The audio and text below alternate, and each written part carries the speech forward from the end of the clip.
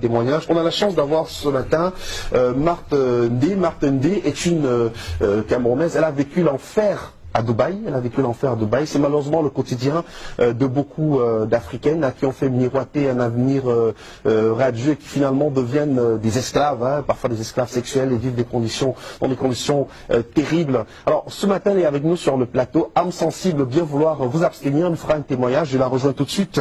Bonjour Marthe et merci à vous d'avoir accepté l'invitation. Je vous fais la bise. Comment allez-vous? Ça va. Voilà. Alors vous revenez de Dubaï. Vous êtes parti du Cameroun pour Dubaï et on vous promettait le ciel et la terre à Dubaï, mais finalement, au bout de quelques jours, tout cela s'est transformé en cauchemar. Est-ce que vous pouvez nous raconter votre histoire, Marthe? Oui, ça a commencé par quelqu'un qui m'a donné le contact d'un monsieur qui est à Dubaï, un arabe. Et c'est de là où tout a commencé. J'ai fait mes papiers et j'ai payé tout ce que il fallait pour voyager. Étant arrivé de là, le monsieur est venu me prendre et voilà où mon enfer commence. Le premier jour, il me fait comprendre d'appeler toute ma famille et convaincre ma famille que je suis bien arrivée. Je l'ai fait, mais le lendemain, c'était une autre chose. Alors, vous êtes allé à Dubaï faire quoi concrètement? Est-ce que vous avez une formation ici au Cameroun? Qu'est-ce qui vous a motivé, vous, à partir à Dubaï? Oui, c'est que je n'avais pas de travail. Et j'ai un niveau bac anglophone et j'ai fait l'hôtellerie. Et après ça, tellement je cherchais de travail, rien. Quand j'ai eu cette occasion, je me suis lancée et je partais là travailler comme secrétaire personnel au monsieur de l'arabe. Bon, arrivé là, étant là-bas, j'ai commencé à travailler pour lui, mais je me suis rendu compte que quand j'ouvrais ses mails, il était en train de dire aux filles de venir travailler pour lui. Mais ce n'était pas ce qu'on faisait. Ce qu'on faisait, c'était qu'il vendait des filles dans des maisons, comme prostituées, comme des esclaves. Surtout moi, j'avais que 2 heures de repos. Toute la journée, je dois travailler, je dois faire tout ce qu'il me demande et abuser de moi sexuellement. Et tout ça, il n'y a pas de repos. Et il y a aussi on te bat, on te fouette avec la ceinture. Et il y a d'autres filles que je ne voyais pas où ils partaient. Parce que quand je joue ce rôle, de les convaincre d'arriver, j'étais obligée de les faire. Et dès que cette fille arrive, on m'enferme dans une chambre. Et après, je ne sais pas où on amène toute cette fille-là. Et c'est comme ça que la vie n'était pas facile. Tout ce que je voulais, c'était juste de rentrer dans mon pays. Mais comme on était tous en sécurité, on ne parlait pas. Tout ce qu'on te demandait de faire, ce n'est que ce que tu devais faire. Et si tu ne le fais pas, on te tape, on peut même te couper la main, on te bat. C'était donc tout ce que je vivais en ce moment. Mais je n'avais pas moyen de sortir de Alors, là. est-ce qu'il a récupéré votre passeport quand vous êtes arrivé à Dubaï? Quand vous êtes arrivé, il vous a bien accueilli, on a récupéré le passeport? Oui, dès l'aéroport, il a pris mon passeport. C'est la première chose quand il prend, quand il vous salue. Et c'est de là qu'il m'amène à la maison. Et quand il m'a amené à la maison, le premier jour, ils m'ont présenté une chambre pour que je dorme. Mais le lendemain, ce n'était plus ça. Je dormais plutôt à côté de son lit parce que lui-même, il était malade. Il avait une toux à laquelle il toussait et il fallait un plastique à laquelle, à chaque fois, je dois changer ce plastique. Je dois lui faire son thé et je me couche à côté de son lit. La nuit, s'il a toussé, je prends ce plastique, j'arrête et il crache et je porte, je le verse. Et je suis obligée de faire tout ce qu'il me dit sexuellement. Il vous a demandé de faire des fellations, vous faisiez des fellations? Oui, je le faisais. Malgré son état de santé? Oui, je dois tout faire ce qu'il me dit. Même si c'est à manger les caca, je dois le faire. Est-ce que c'est la situation de beaucoup d'Africaines dans ces pays arabes-là? Est-ce que vous avez rencontré d'autres Africaines et Camerounaises à Dubaï? Oui, quand je fuis de là, je me suis retrouvée en prison, j'ai trouvé d'autres filles. Des filles qui avaient des blessures, des filles enceintes. Ils ne reconnaissent même pas le père parce que le cousin, l'oncle, le père, tous abusent d'elle. Et c'est comme ça que tout ce que chacun voulait, c'était de rentrer dans le pays. Et toutes ces filles étaient tous blessées. On priait juste qu'on puisse rentrer dans notre pays. Et comme nos passeports étaient à nos patrons, il n'y avait pas moyen. Et surtout comme il n'y a pas l'ambassade. Il faut chercher quelqu'un qui peut aller signer votre passe pour que vous puissiez rentrer dans notre pays. C'est comme ça donc que j'ai trouvé d'autres personnes. Et j'ai vécu vraiment des scènes dans lesquelles je voyais cette fille camerounaise, des filles africaines qui arrivaient. Et je me disais souvent que c'était même sûr qu'on les tuait. Parce que je vivais vraiment certaines scènes. J'étais là présent, je voyais tout, mais je n'avais pas le droit de parler. Tout ce qui fallait faire, c'est juste jouer cette rôle.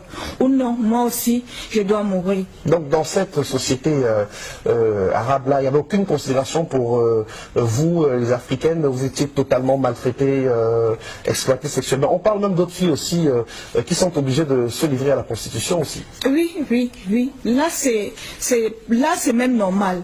Ce qui est même plus, c'est celle à laquelle on vous oblige à faire des sexes dans des choses que vous ne connaissez même pas. Sexuellement, vous Ce qui a été votre cas. Oui. Vous avez passé le temps à faire une relation à votre maître qui lui était pas en santé du tout. Oui. Et vous travaillez, vous avez que 2 ou 3 heures de repos, on vient vous réveiller et vous ne vous couchez pas bien sur un lit, c'est juste au sol. Et quand il est l'heure, on vient vous botte de vous réveiller. Est-ce que vous n'avez pas imaginé que c'était peut-être un piège qu'on vous tendait, parce qu'il y a quand même de la sensibilisation autour de ces voyages vers les pays arabes. Vous êtes parti, ça fait quelques temps, vous avez passé finalement 3 mois à Dubaï, mais on sait qu'il y a quand même une forte sensibilisation, on attire l'attention des jeunes sur les dangers justement qui les guettent quand ils arrivent dans ces pays-là. Alors, qu'est-ce qui vous a convaincu à partir en vous disant que c'était vraiment un bon emploi qu'on vous proposait? Moi, j'ai causé chaque jour avec cette mission. On a pu causer pendant 1 mois et demi. Étant ici. Là, je ne vous mens pas, monsieur, c'est des choses à laquelle j'appelle l'attention de toutes mes soeurs et tous mes frères, d'être vigilants. Tout ce qu'on nous dit n'est pas vrai. Beaucoup de choses qu'on vous dit, la personne cause avec vous, parce que moi-même, je causais avec certaines des filles. Si elle est anglophone, je la convainc. Si elle est francophone, je la convainc pour qu'elle vienne. Donc, beaucoup de ces personnes, l'image qu'on vous montre n'est pas ce que vous croyez. Mais c'est quand vous êtes sur le terrain que vous vous rendrez compte que ça, ce n'est pas vraiment ce qu'on vous montre. Ils font de belles photos, ils font de belles choses et tout. Moi, j'appelle l'attention de toutes les jeunes filles d'être très vigilantes. Moi, je préfère que si vous avez l'opportunité de fréquenter, rester au pays, je préfère que vous restez. Moi, surtout, j'ai tout perdu. Tout perdu, ce que j'ai investi. Je suis au pays, je n'ai pas de travail. Depuis, j'ai déposé des demandes partout, rien du tout. Je suis là. Et c'est Dieu seul qui sait comment je vis. Mais comment vous avez fait pour revenir finalement, pour vous enfuir de l'enfer de Dubaï et revenir au Cameroun? C'est par la grâce de Dieu que j'ai pu fuir, me retrouver dans une rue. Et un monsieur qui passait m'a pris et on m'a dirigé vers l'immigration. C'est là où je me suis retrouvée en prison. La prison était 1000 fois mieux que l'esclavage qu'on vivait de là. Et avec toutes d'autres filles, pas simplement l'africaine, il y a les Philippiennes, il y a d'autres pays africains, les Éthiopiens qui vivent cet enfer. En prison, on ne vous autorise pas de fumer parce que si j'avais cette opportunité de fumer, je suis sûre qu'une de nos sœurs n'acceptera pas aller dans ce pays. Mais il nous privilège de tout. On vous fouille jusqu'à vos sexes si vous n'avez pas de caméra. C'est comme ça qu'on vit là-bas. Je demande à toutes les gens de bonne volonté s'ils peuvent m'aider, même à avoir juste un travail. Vous avez quel profil? Vous avez un baccalauréat? Oui, un bac NDC Advanced Level. Advanced Level. Et j'ai aussi fait une formation en hôtellerie. Et je remercie le président de m'avoir amené ici et de me donner ce courage d'être là. Et je vous bénis tous et je demande aux jeunes filles d'être très vigilantes. De ne pas rêver, comme on l'a dit souvent, les belles paroles, mais sur place, certains n'ont pas vécu. Alors, vous avez vécu un autre traumatisme aussi, parce qu'à cause de cette situation, votre père n'a pas pu supporter et il est décédé malheureusement. Oui, oui, parce que quand j'étais en prison, il fallait que je sorte. Et il n'y avait pas de moyens. Mon père, il était aussi un peu malade, mais du fait qu'il faut qu'il cherche le moyen pour me faire sortir. Et il n'y avait pas aussi le passeport. Il fallait beaucoup de prières parce que le Camerounais, je suis sûre que beaucoup de Camerounaises qui sont là-bas, qui sont enfermées, qui n'ont pas de passeport, ne reviennent plus. On vous envoie au Central Jail, c'est comme ça que vous vous retrouvez et vous vivez toutes vos années là. Si un jour on vous cherche, tant mieux, sinon toute vos vies. Ceux qui n'ont pas peur, ceux qui ont peur d'affronter la réalité et dire la vérité reste là et peut-être. Alors depuis que vous êtes revenu, est-ce que vous avez cherché à rentrer en contact avec le monsieur qui vous a fait partir à Dubaï? Je crois savoir que c'était un pasteur. Oui, le numéro ne passe plus, il n'est plus où je l'ai rencontré. Il n'est plus là. Dans tous ces contacts, dont je l'appelle, le numéro ne passe plus, je n'ai aucune nouvelle. Et le monsieur de Dubaï qui vous a maltraité, exploité sexuellement, l'arabe, vous avez cherché à rentrer en contact avec lui? Il a coupé les lignes. Il a coupé les contacts. Mais j'essaye souvent par ses emails parce que c'était pas ses emails qu'on communiquait et tout et tout.